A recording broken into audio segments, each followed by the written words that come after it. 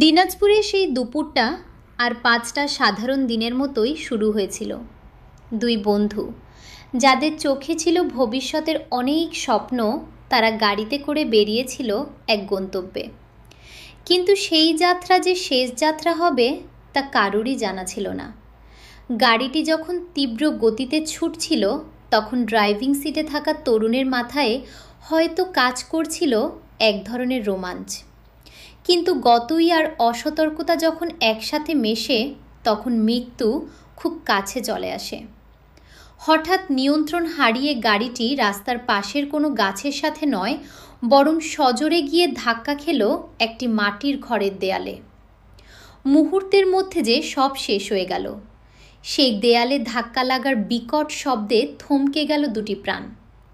সেই বাড়ির ভেতর যারা ছিল, তারা হয়তো তখন নিজেদের দৈনন্দিন কাজে ব্যস্ত ছিল, কিন্তু এক নিমিষেই সেই ঘরটি হয়ে উঠল এক মর্মান্তিক দুর্ঘটনার সাক্ষী। দুটি তাজা প্রাণ নিভে গেল স্রেফ একটুখানি অসতর্কতার কারণে।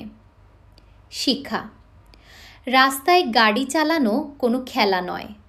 আপনার একটুখানি নিয়ন্ত্রণহীন গতই বা অসতর্কতা শুধু আপনার জীবন নয়, বরং আপনার পরিবার এবং আশেপাশের মানুষের সাজানো ঘরকেও তছনছ করে দিতে পারে। এই দুর্ঘটনা আমাদের শিখিয়ে দিয়ে গেল যে গাড়ি চালানোর সময় গতই নিয়ন্ত্রণে রাখা জীবনের চেয়েও বেশি জরুরি। 2, মদ্যপান বা যে কোনো নেশাগ্রস্ত অবস্থায় স্টিয়ারিং ধরা মানেই মৃত্যুকে আমন্ত্রণ জানানো।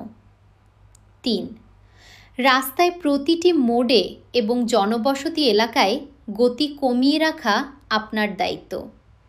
গাড়ি সাবধানে